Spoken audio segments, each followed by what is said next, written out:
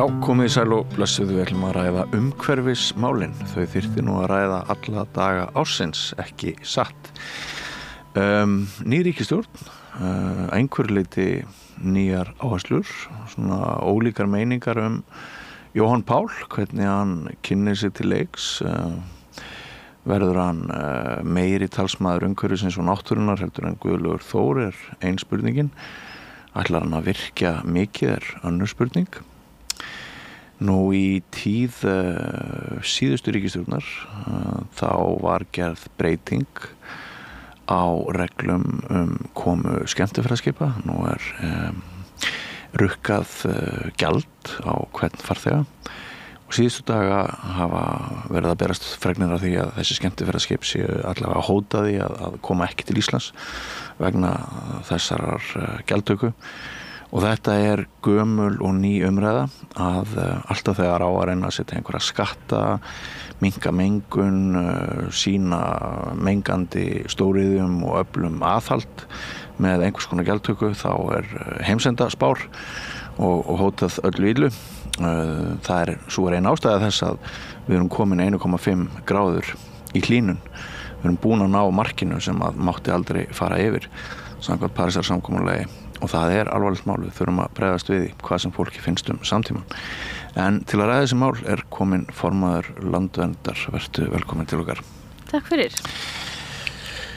Þorgerður María Þorbjarnardóttir, þú jarðfræðingur að mennt og búin að mennta þig í leiðtogafræðum, hvað varðar umhverfisvernd, virðist vera rétt manneskja á réttum stað. Við ætlum að ræða ýmislegt, en samanber það sem framkom í inngangnum, en ef við aðeins tiplum á þessu með skemmtiferðaskipin að við að heyra, ég veit ekki hvort þetta staðfest af hálfu fyrirtækjana eða hvort þetta bara svona einhver orðrómur í fréttum, en við höfum verið að heyra tugir skemmtiferðaskipa hafi ábúð að koma sína til hafna á Íslandi eftir að þetta innviðagjald lagðist í tíð fráfarandi ríkisstjórnar á farþegaskipa áramót og það komin upp krafa hjá Cruise Iceland að ný ríkisstjórn taki málið upp að nýju. Þetta svolítið kunnulegt, það ekki? Já, ég held að ég allavega ekki hissa að þeir sem eiga að borga þessi gjöld beri sig illa nú. Það nú bara yfirleitt þannig að þegar það á að setja eitthvað nýtt á þá þeir sem eiga að borga það ekki ánægðir með það. En ég held að skemmtiferðaskip á Íslandi megi alveg við því að fækka aðeins. Mér hefur þótt þetta fjölgunin að vera alveg svona, bara svona ískyggileg. Það hefur bara bæirnir fyllast oft af skemmtiferðaskipum, af farþegum skemmtiferðaskipa. En Ísafjörður, Seyðisfjörður, Akureyri. Já, en á sama tíma þá veit ég samt að þessi svona afskekktu byggðir, kannski Seyðisfjörður svolítið sér á báti hvað þetta varðar, en annars þá hafa þeir náttúrulega fá umtalsverðar tekjur af bæði hafnargjöldum og svo af bara af því að farþegarnir koma og versla. Já, þetta verulega búbót og á Akureyri þá alveg gríðarlegur business í kringum það að ferja fólki með rútum í dagsferðir austur í Mývatnssveit og svo framvegis. Þannig að það nú alveg einhver missir af þeim kannski á svoleiðis stöðum, en ef þú hugsar þetta út frá umhverfislegum sjónarmiðum þá skemmtiferðaskipa farþegar, þeir stoppa verulega stutt, þeir gista ekki á í innviðum sem eru þá frá íslenskir og skilja eftir sig frekar svona lítið á mann og menga ofboðslega mikið með því að koma vegna þess að skipin menga ofboðslega mikið. Þannig að það ég til það gott að þeim fækki, en ég held að við megum samt ekki gleyma þessum ef að það byggðir að missa sína svona tekjur út frá þessu, að þá alveg ástæða til þess að styðja við þær og reyna að beina þeim ferðamönnum. Nú ennþá verið að tala að ferðamönnum sé enn að fjölga og þetta virðist að halda endalaust áfram að ferðamönnum geti fjölgað, að beina þeim ferðamönnum sem hinga að koma á þessa staði og það er hægt að stýra ferðamönnum það eru bara heil fræði í því og ég til að það væri gott fyrir þær byggðir sem stóla á þessi skemmtiferðaskip að reyna að færa sig úr þessum svona hrað túrisma yfir í hægari túrisma þar sem fólk stoppa lengur og skilur meira eftir sig en það gerist ekki á einni nóttu, það segir sér sjálft þannig að ég held samt að sé gott ef að þessi skemmtiferðaskip fara að borga fyrir bara kannski svona svipa eins og gistináttagjaldið og manni finnst það ekki ósanngjarnt. Nei, það finnst mér ekki og þá er líka spurning hvað að gera við tekjurnar það er einhvern veginn, mér finnst rosalega lítið gagnsæi í almennt á Íslandi í því þegar það er gera nýjar tekjustofnar bara öll umhverfisgjöld, kolefnisgjald upprunavottun og rafmagni þetta náttúrulega það fer inn í Landsvirkjun en þetta virðist allt fara svolítið inn í hítina bara og mér finnst vanta oft meira gegnsæi til dæmis hefur verið talað ég hef talað fyrir því að olíugjaldið sem átti nú að afnema var ekki gert að það sé umtalsvert mikil, þetta í raun bara skattur á bensín sem svo undanskilin á skip og annað sem að mér finnst bara ætti að borga þetta þó að þetta eigi að nafninu til að fara í vegauppbyggingu, þá vitum við bara það gerir það ekkert að öllu leyti að það sem innheimt miklu meira heldur en það sem er síðan lagt út í vegauppbyggingu þannig að það er svona skattar og svona eða tekjur og hins opinbera og útgjöld þetta svona það væri til dæmis frábært að sjá eitthvað af þessum tekjum fara í einhverja byggðastefnu og þróun í að halda byggðum út á landi gangandi án þess að þau þurfi þá að stóla sig á fiskeldi eða svona þau eru svona með ákveðum hvað það hefur kallað freistni vandi að bera miklu skyldur sorphirðu og alls konar málum neyru með og íbúum fækkar og eiga í erfiðleikum með að halda í sína íbúa og halda í atvinnu og þannig og þá náttúrulega rosalega svona lítur rosalega vel út að fá inn eitthvað þegar eitthvað kemur á hvítum hesti ég með fullt af störfum þó það oft kosti umhverfi sem sagt kosti umhverju spjöll eins og fiskeldi gerir þá skilur maður það afskaplega vel að Sú samhengisaga er sjaldnast sögð hér á landi sem ég held að sé sönn að ein ástæða þess að það hefur verið mikill uppgangur í komu skemmtiferðaskipa til Íslands hún sú að bara mjög mörg lönd og mjög margar borgir sem áður tóku við skemmtiferðaskipum í miklu mæli þau gera það ekki lengur þeim finnst þau ekki bera nægilega mikið úr bítum þeim finnst raskið álagið mengunin ekki í samræmi við það sem að sem sagt ávinningin og það svo mér sagt af heimildum sem ég til áræðanlegar að þetta ein ástæða þess að Ísland hefur orðið vinsæll viðkomastæður því hér hafa skipin sloppið rosalega létt frá heimsóknum þetta er svolítið þema finnst manni, þetta gullgrafaræði sem hefur fyllt ferðaþjónustunni. Það ekki verið að spá í daginn og morgun, heldur bara daginn í dag. Eitt dæmi, annað, að ég var sjálfur á erlendri grundu jólin. Ég var á eyju í Afríku, í Indlandshafinu, sem að gengur nú orðið töluvert fyrir ferðaþjónustu. Þegar ferðirnar sem boðnar eru jólin eru uppseldar og tekur ekkert mjög langan tíma þá er ekki bætt við fleiri ferðum þannig að þar er bara þak á í rauninni því hvað þú getur farið mikið og skapa mikið álag á einmitt viðkvæma náttúru sem er þar eins og hér Já, ég held að vanti algjörlega eitthvað skon stýringu á Íslandi hálendi til dæmis eina vernd hálendisins á Íslandi er lélegt aðgengi að veginir eru erfir og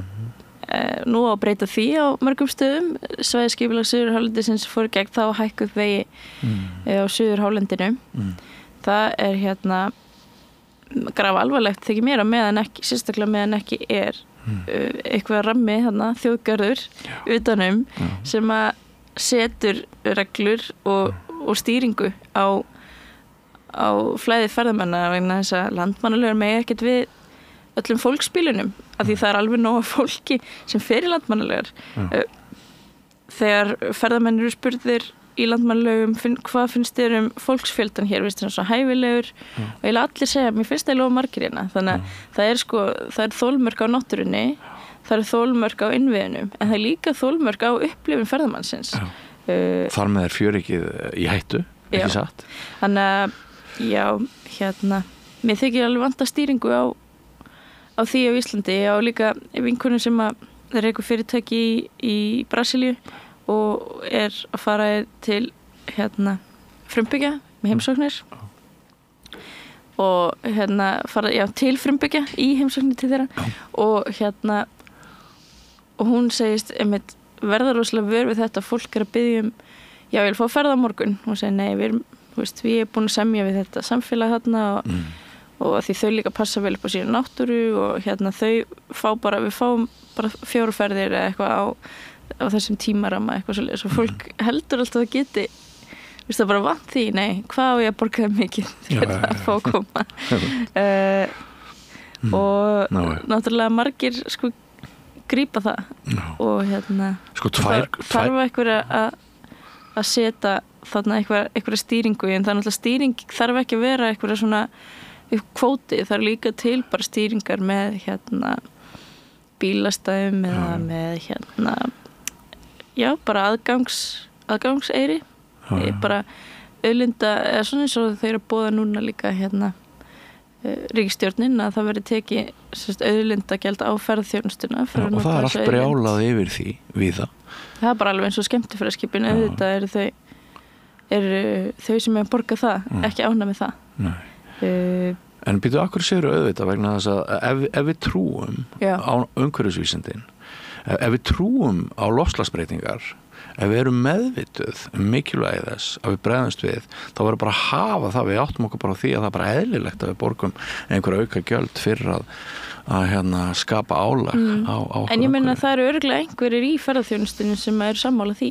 en svona hagsmunasamtök reglífarsamtök, hagsmunasamtök ferðaþjónustunnar auðvitað bregðast þau það er svona það sem ég segi, auðvitað bregðast þau ekki vel við því að það sé verið að leggja þvert yfir á þeirra hagaðila það þykir mér fyrirsjáanlegt en það væri það samt alveg frábært eða það væri aðeins styttra á milli ef við værum ekki alltaf í þessari hagsmunabaráttu heldur ef við værum saman að reyna að leysa þetta verkefni með skynsamlegum hætti Já, og ferðaþjónustan hefur verið bara tala líka fyrir náttúruvernd og margum í ferðaþjónustunni líst til dæmis ekki uppbyggingu vindorku mannvirkja allar koppagrundir þannig að það er ég held að við erum nú öll töluvert sammála oft fólk en auðvitað eru þau samtök sem eru hagsmunasamtök þau tala þetta fyrir hagsmunum svona þegar þau eru komin eru orðin reglífarsamtök þá tala þau náttúrulega fyrir bara augljósum hagsmunum sinna hagsmunaaðila og ég vil leyfa mér að taka og í þessu samhengi vil ég leyfa mér að taka landvernd út fyrir svega mér hefur þótt ósanngjarnt að stilla landvernd ungum umhverfissinnum þessu náttúruverndarsamtökum upp sem einum af mörgum hagsmunaaðilum af því þið hafið ekki enga hagsmuni af eitthvað part ég hef enga hagsmuni af því að náttúran sé vernduð eða að við förum í loftslagsaðgerðir ekkert frekar heldur en þú en þetta er almannahagsmunir ég er náttúrulega að tala fyrir hugsjónum félaga í landvernd það er ekki það sama að tala fyrir hagsmunum einhverja hagsmuna aðila allir félagar í landvernd hafa heldur ekki hagsmuni að því að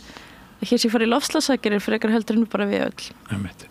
þetta er nú engin smá ferðamannastraumur það kemur nú satt að segja svolítið óvart að nýjar tölur sýni okkur núna að við höfum verið með næst fjölmennasta árið 2,2 til 2,3 milljónir ferðamanna á síðasta ári, það bara 2018 sem hafa verið fleiri. Sko meir og minna allt árið finnst manni að það hafi verið vælt yfir því að það var ekki verið að gera nóg til þess að selja Ísland og mér finnst þetta mjög áhugavert, þetta náttúrulega brjálaðislegar tölur sko. Og á tímum þeirrar hugsunar að gæði skipti meira máli heldur en massinn og gott væri nú að hafa hvern ferðamann aðeins lengur heldur en bara stoppa í 2-3 nætur með því umhverfisspori sem að fylgir því sko. Að erum við að mati landverndar pínulítið föst í gamaldagskýr í þessu alltaf einblína á massan, fjöldan, telja þetta í Já, ég held að fyrir mig ekki stefni í rétt átt hvað þetta varðar sko fólkin að fjölga en ég held að þau að stoppa styttra og það alveg þá nokkuð mörg ár síðan hvort það hefur verið 2015-16 sem að ég á góðar tengingar við Þýskaland, ég sem sagt þjóðveri að hluta og þekki þar aðeins til og frænka mín var þar að vinna í ferðaþjónustu fyrirtæki og hún sagði Þjóðverjar eru svolítið að missa áhugan á Íslandi af því að þeir segja nei, þetta er orðið svo mikill massatúrismi við nennum ekki að fara í einhverja svona, þú veist, Þjóðverjar ekki að fara kannski eins mikið til Tenerife og Íslandingar, ég veit ekki en þeir eru með þeir sem hún talaði við nú ætla ég ekki að fara að alhæfa alla Þjóðverja en þetta eru raddir sem að voru þarna fyrir alveg þó nokkuð mörgum árum 10 árum að tala að þeim litst nú ekki á blikuna að það væri orðið svolítið mikið af fólki þeir upplifa sig ekki sem svona kannski þessa einingu í náttúrunni eða svoleiðis sem að kannski fólk að leitast eftir en svo eru fullt af stöðum á Íslandi þar sem að þú færð það alveg en ég held að það megi gera miklu betur í stýringu stýra ferðamönnum auglýsa staði sem að eru sem meiga við fleiri ferðamönnum og dreifa þannig ferðamönnunum frá þessum algjöru gullkálfum eins og Landmannlegar og náttúrulega Gullfoss og Geysir og svona, þetta er alveg þessi stað er bara svona rúlla og það er alltaf mikið af fólki og munurlega að vera áfram mikið af fólki en svo eru staðir eins og ég vinn á sumrin sem landverður í Vatnajökulsþjóðgarði austan megin og það í Kverkfjöllum til dæmis er stór skáli risastór skáli með fullt af gistirýmum hann eiginlega, ég veit ekki til þess að þau séu notu sko nema bara litlum hluta allt sumarið þar má alveg þar má nota þá innviði og þá það er mjög fallegt svo ég sé, kannski ekki alveg hlutlis ég hef verið þetta mjög mikið og þykir mjög vænt þennan stað náttúrulega, ég er nú alveg upp alltaf stutt frá Mývatnssveitinni oft verið í Kverkfjöllum stórkostlegu náttúruperla þarna en þegar ég hitti fólk á veginum sem landverður og spyr hvert er að fara og er leiðbeina að þá er allir að fara í ösku en það má stýra fólki ég meina það eru eins og ég segi, það eru bara heil fræði í því hvernig að stýra ferðamannastraumum og ég held að það megi gera töluvert betur á Íslandi við erum svolítið duglega einmitt auglýsa út á við komið til Íslands og svo þegar fólk er komið þá er það bara keyrir bara í Jökulsárlón og er á Suðurströndinni og Suðurströndin þar er bara ómögulegt að fá gistingu á sumrin með allavega litlum fyrirvara og Ég hitti líka í minni jólaferð nokkra erlenda ferðamenn sem ekki höfðu komið til Íslands og þeir sögðu að ástæðan fyrir því væri svo að þeir hefðu heyrt að gæðin væru ekki í samræmi við verðið þeim fannst þetta mjög dýrt og það er einhver saga sem gengur hérna úti núna að Ísland sé alveg brjálaðslega dýrt sem að þeim finnist allt í lagi ef gæðin væri í samræmi við það en sú saga barst mér og konunni minni ítrekað frá erlendu ferðamönnum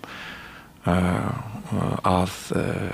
fólk upplifði ekki að gæðin væru næg og þá var verið að tala ferðaþjónustu sem á að kosta pening aðeins í ætt við luxus, getum við kannski sagt. Þannig að það eru alveg einhverjar áskoranir og það eitthvað sem við þurfum að vera vakandi fyrir í þessum efnum. Best væri náttúrulega umhverfisinnar og aðilar í ferðaþjónustunni gengu alltaf í takt. En ég ætla að aðeins að víkja þá talinu að því sem ég nefndi ríkisstjórnarskiptin núna. Já. Nýjan umhverfisráðherra Jóhann Páll Jóhannsson. Já. Hann hefur boðað og þau í stjórninni að nú sé góðu tími til að virka meira. En hann hefur svo sem líka verið kannski bara nokkuð spakur og einlægur í því að hefur manni fundist í þessum viðtölum sem að maður hefur séð til hans að hann virðist sumpart meiri umhverfis sinni þegar hann ræðir loftslagsmál heldur en þeim forveri hans Guðlaugur Þór, það er svo mín tilfinning. Hvernig sjáu þið hjá Landvernd fyrir ykkur svona það sem boðað hefur verið á hálfu þessar ríkisstjórnar? Mér finnst rosalega margt af þessu bara óskrifa blað en þá. Það gladdi mig í stjórnarsáttmálanum að þar er nefnd líffræðileg fjölbreytni. Þar er nefnd vernd í hafi sem að við erum virkilega eftir á, Íslendingar. Og aukin orkuöflun er líka nefnd og samfylkingin nefnd þarna, það er ekki nefnt í sáttmálanum með samfylkinginni með sjálfstætt markmið þarna 20% aukningu í næstu 10 árum. Mér hefur þótt hann svolítið yfirlýsingaglaður í þessum viðtölum. Þetta er náttúrulega, ég er ekki samt búin að svona, það var margt eftir að skýrast ýmis mál en til hvers er þetta að vísa í yfirlýsingagleðinni? Ég bara annars að leggja fram rammaáætlun okkur einsta þingi og talar leti í sínum forvera þetta sem skapaði þarna eitthvað milli þeirra svona opinberjar einhverjar deilur hvor allar að virka meira. Ég held að þetta sé bara rosalega ótímabær svona rifrildi eða umræða. Heldur hann að sé of reynslulaus í Nei, ég held sko að það sé hans kostur hvað hann er tilbúin að læra. Og hann er ungur. Já. Við þó eru oft öðruvísi til umhverfisverndar eftir því hvort þú ert fædd 65 eða 85. Já, svo náttúrulega bara fólk líka mismunandi og hann mjög veist að vera að taka loftslagsmál til dæmis mjög svona föstum tökum, hann hefur talað og strax farin að tala næsta kopp og skuldbindingar Íslands, hann er búin að það er alveg, eins og ég segi það bara margt sem að lofa góðu, einhverju yfirlýsingagleði verandi rammaáætlun og og virkjana framkvæmdir sem að við þetta í Landvernd lesum bara í fréttum og hugsaum, hvað þýðir þetta? Þú veist að því að hann á náttúrulega eftir að síðan kannski fara inn í málið og þú veist það er ekki búið að setja þing, þannig að það var eftir að setja þing og það var eftir að hann var eftir að komast að því svona hvernig þetta virkar betur bara frá fyrstu hendi. Þannig að mér þykir svona yfirlýsingarnar svolítið stórar. Ég verð að segja það. En hann er bara, flottur stjórnmálamaður og vonandi bara verið hægt að vinna vel með honum, en það er varandi þá allavega þessa hluti í stjórnarsáttmálanum vernd í hafi og líffræðilega fjölbreytni og svo eru náttúrulega Landvernd á hver hefur ákveð hlutverk í þessum orkumálum ég gæta hagsmuna náttúrunnar og þar hefur við séð vaðið áfram í gegnum tíðina, gegnum árin vaðið áfram þvert á kannski betri vitund út frá umhverfismálum eins og Kárahnjúkum þá var Skipulagsstofnun ekki á því máli að þetta væri bara fýsilegt en farið var samt á stað. Það hefur verið vaðið yfir hagsmuni náttúrunnar en nú líka segja hagsmuni heldur þessar hugsjónir og náttúruverndina gegnum tíðina og sem er náttúrulega almannahagur á endanum og þar eru við augljóslega í aðhaldshlutverki gagnvart svona yfirlýsingum og munum vera það. Já, náttúran á að vera manninum undirgefin, sagði Davíð Oddsson í tengslu við Kárahnjúka virkjun, ómeðvitaður það að það er náttúran sem á síðasta orðið, það er súrleir best sem síðast hlær, það er náttúran en ekki maðurinn. Já, við erum að nota auðlindir jarðarinnar, öll mannkinn á mjög ósjálfbæran hátt og fólk er oft mjög tilbúið að horfa út í heim og benda fingrum en kannski ekki líta sér nær. Nei, en maðurinn þarf á náttúrun að halda og jörðin að halda, en jörðin þarf ekki að manninum að halda. Já. Sko, ég ef við förum aðeins yfir í annað umræðefni sem sko, mér finnst eiginlega,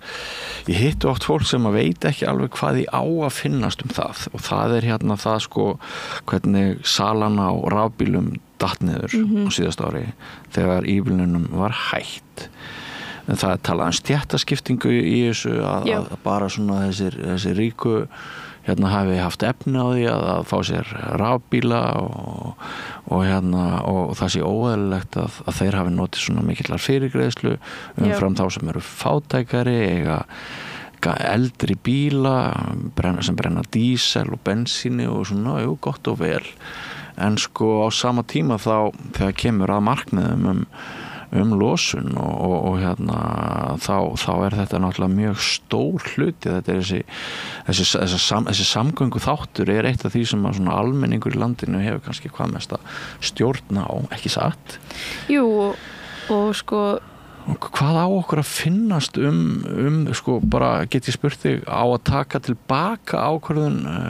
fyrrverandi ríkisstjórnar það að já. Sko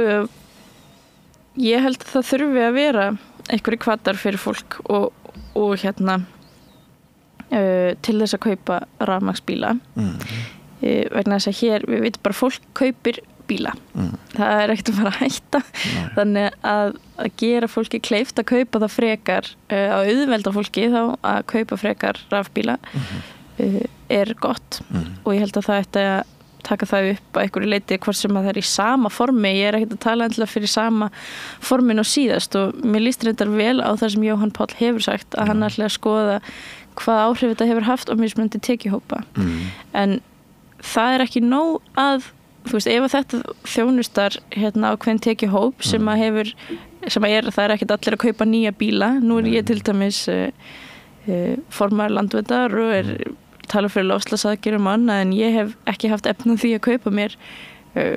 rafmagnsbíl og á bensínbíl en ég reynir bara að nota hann Gamla druslu? Já, svona ekki Ford-bíl en sem er þetta ætla síðan að losa mig við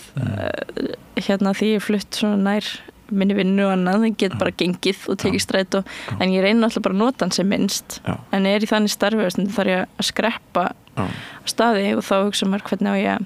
að gera það og þess vegna fekk ég mig bílinn í fyrsta lagi en stuðningurinn má ekki vera bara við hópinn sem hefur efni á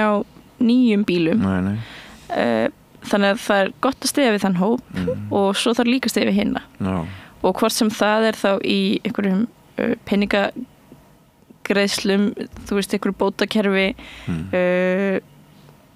þá nemur kannski herri álögum á til dæmis bensín, ef það var að setja kolefnisgjald sem er hátt þá verður að koma til móts við fólki sem hefur ekki val annar hlutur eru almenningssamgöngur með því að bæta þjónustu til almennings og það er ekkert bara mér finnst það líka kannski svolítið svona rang hugmynd að það séu bara tekjulágir hópar sem nota almenningssamgöngur en auðvitað ef að þú bætir þjónustuna og gera hana ódýrari ég veit nú ekki hvað verið hægt að reka strætó bara ókeypis í strætó lengi fyrir peningin sem búið að nota í ívilnanir fyrir rafmagnsbíla þá er ég ekki að gera lítið úr því að það eigi að styðja við kaupa rafmagnsbílum ég er að segja þannig að það þarf að vera eitthvað samræmi í stefnum ég get nefnt til dæmis Sundabraut líka þá er byggja borgarlínu eða líka byggja hraðbraut beint inn í miðborgina fyrir einkabílinn og við vitum að frekari einkabíla innviðir kalla á frekari einkabíla. Finnst þér eitt rekast á annars horn í Já, þessu? Já, það er ekki samræmi, það er hækka verðið í strætó, það er verið að niðurgreiða rafmagnsbíla, svo er því hægt og þá er samt hækkar áfram í strætó. Akkur er ekki verið að reyna að hafa eitthvað svona almennilega stefnu svona þvert á þann sem að fjármálaráðuneytið, samgönguráðuneytið, umhverfisráðuneytið vinna saman að því hvernig gjöldum er beitt, hvernig innviðum er beitt til þess að reyna að bara bæta þjónustu við fólk sem að vill ekki eiga bíl. Ég til dæmis vil bara helst ekki eiga bíl. Nei, ég er sammálaður. Ég myndi gjarnan vilja geta nýtt almenningssamgöngur þannig að ég þyrfti ekki eiga bíl. Og ég geri það mikið sko og en oft þá er það þannig að ég þarf þá að leggja af stað kannski klukkutíma áður, svo hef ég oft staðið út í frosti og strætóin sem ég ætla að taka kemur ekki. Það er svona hlutir og svo eru mjög letjandi og svo hækkar alltaf verðið og þjónustan er svo sama. Nú síðastum áramóti. Já, þannig að þarna eru bara tækifæri til þess að gera miklu betur. Þannig að ég held að í þessum samgöngumálum það er auðvelt að segja það, þú veist, þessi rafmagnsbílar þjónustu, þessi rafbíla afslættir eða skattaafslættir þjónustu tekjuhærri hópa eða eingöngu það er ekki gott, en akkur ekki segja, þú veist, það er gott að styrkja við þurfum að horfa allan skalan, við þurfum að styðja við alla eftir því hvaða þarfir og getu þau hafa til þess að lifa umhverfisvænni lífstíl, til þess að brenna minna kolefnis eldsneyti. Þannig að það eru alveg fullt af tækifæri þarna. Ég held að sé ekki hægt að segja af því að þjónustaði tekið hærri hópa þá sé það slæmt. Við þurfum að horfa í samhengi við hvað annað er gert og þegar bara er stutt við tekið hærri hópa þá erum við að sjá mismunun. Ég upplifði þetta svolítið þannig sko, eins og unglingurinn Ísland, eins og maður kallar stundum Ísland, þetta er svona, vantar alltaf pínulítið upp á fullan þroska að sko unglingurinn Ísland á bara svolítið erfitt með að gera það upp við sig, hvort við ætlum að vera þessi bílaborg höfuðborgarsvæðið, þar sem hver og einn hefur bara rétt á því það er þægilegast að vera á sínum einkabíl og fara á lámars hraða á milli 2 punkta, eða sko hvort okkur er raunverulega alvara með mikilvægi samgöngu byltingar tengdri. Sástuðin myndir frá New York, það er búið að setja vegtolla í New York nýlega. Það eru bara lengi bílar á götunum, allavega á þeim myndum sem ég sá náttúrulega. Nýjir vegtollar sem sagt. Já, það er ekkert langt síðan var í New York, ég tók eftir því að það voru bara mjög fár bílar þannig. Já, og ég ætla að bjóða í Bretlandi og það var engin bíl í London. Fólk allavega í mínum aldri og svona fólk sem býr þarna, það tekur því ekki, það er ógeðslega dýrt og erfitt að finna stæði og svo er bara næsta neðanjarðar lesti bara rétt hjá. Og þetta er svona ákveðin framtíðar kannski músík sem maður geti ímyndað sér á Íslandi einhver leiti en bara lest til Keflavíkur frá Reykjavík Keflavík frábær hugmynd. Bara það er alltaf að tala með þetta að sé eitthvað geimvísindi eins og það sé eins og að tala að fara til tunglsins að byggja lest á Íslandi. Bara allar hugmyndir sem að fela í sér metnað, stórhug og mikla hagsmuni gagnvart framtíðinni, það eru aldrei upp á borðinu. En sýnist þér sem borgarlínan sko verði þetta kraftaverkatæki sem að margir horfa til? Mér finnst alltaf verið að draga úr pínlítið metnaðinum varðandi borgarlínu og þetta verði það eru mjög mikil tækifæri í þetta verði mikil bylting og ég bara hlakka til að sjá þessa vagna hafa sko forgang í umferðinni. Það er svona kannski stóra málið sem ég sé í framförum en á meðan sko til dæmis ef þú átt bíl og meðan það er ennþá auðveldara að nota bílinn heldur en borgarlínuna þá mun fólk velja bílinn. Ég held það sjálfviljóst og ég held sé ekki að leiðum ég er nú ekki engin sérfræðingur í þessari borgarlínu en mér hefur þóst svona að sjá að munurinn milli þess strætó sem núna og borgarlínu aðalega þessar forgangsakreinar en leiðirnar ekkert að breytast mikið eða svona en það voðalega fínt að taka strætó á Íslandi sko ef hann á réttum tíma og þarna við talum nú ekki á háana tíma þar sem forgangsakreinar en það rosalega leiðilegt að vera fastur í umferð í strætó þannig að en ef það verið fljótlegra að taka strætó heldur en að ferðast með einkabíl þá mun fólk gera það og kannski verið það í svona nágrenni við þessar helstu stoppistöður borgarlínu en ef við erum að hugsa sko út fyrir það þá til dæmis víða í heiminum þannig að það eru sko bílastæði við þessar kannski helstu lestastöð verða þannig þá fólk að keyra á stöðina og leggja bílum þar og taka strætó eða lest restina af leiðinni þetta væri þú veist, eitthvað sem áhugavert að sjá en ég held að til dæmis með því að byggja Sundabraut og setja ekki forgang borgarlína bara sem fer mjög hratt frá A til B og saman tíma að þú ert að setja inn hraðbraut fyrir einkabílinn það vart að gera auðveldara fyrir einkabílinn heldur en að svo fara ekkert stæði hjá stoppistöðu borgarlínar eða annað það vantar svolítið kannski svona sálfræðina bara í þetta að það sé bara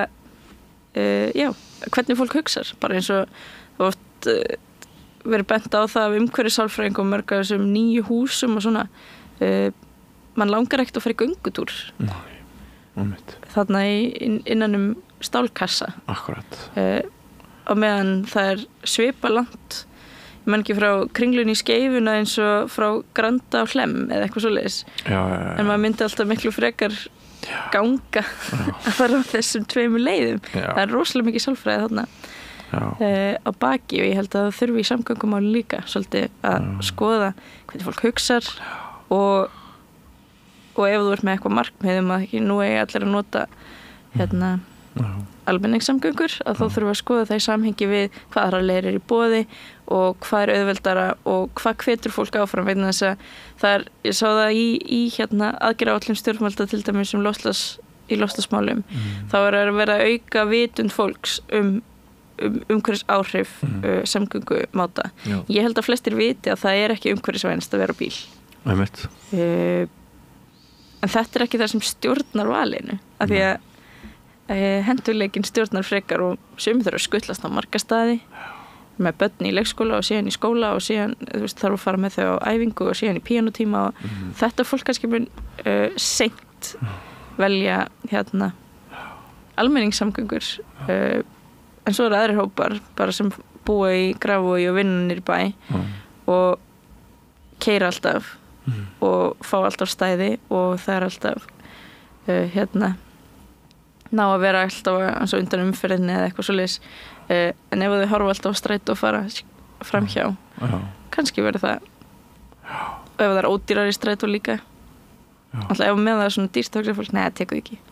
það kemur óvart sko hvað þetta dýrt og orðið dýrt stakarferðir, hvað 700 kall og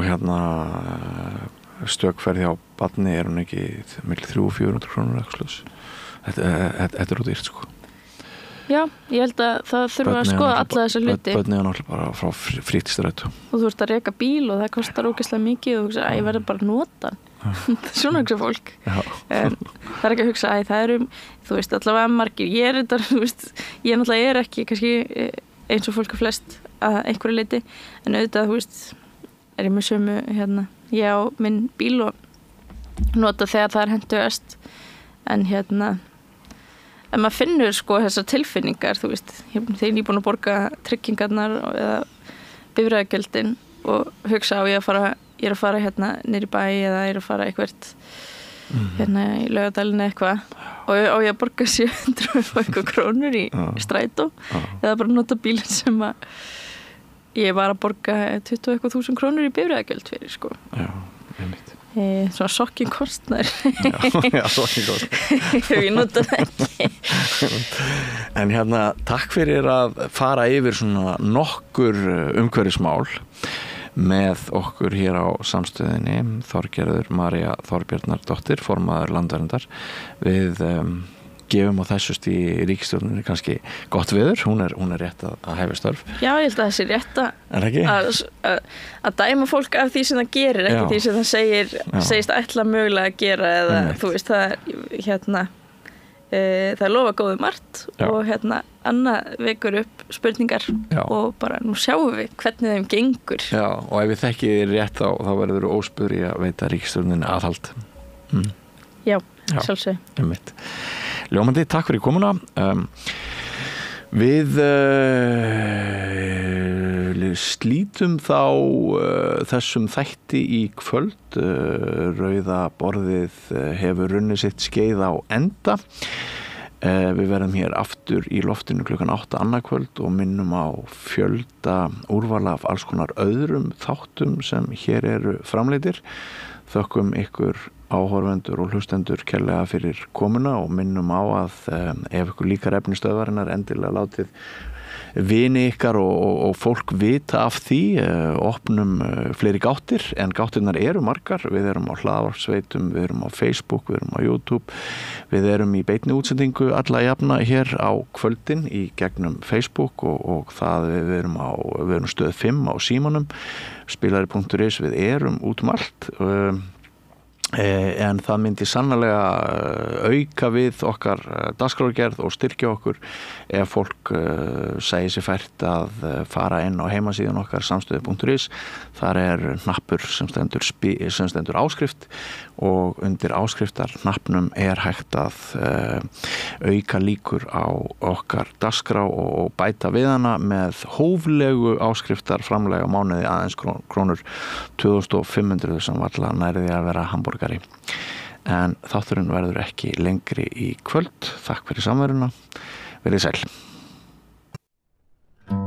Segðu það á Samstöðinni. Samstöðin í eigu hlustenda, áhorfenda og lesenda. Sláist í hópinn og gerist áskrifendur.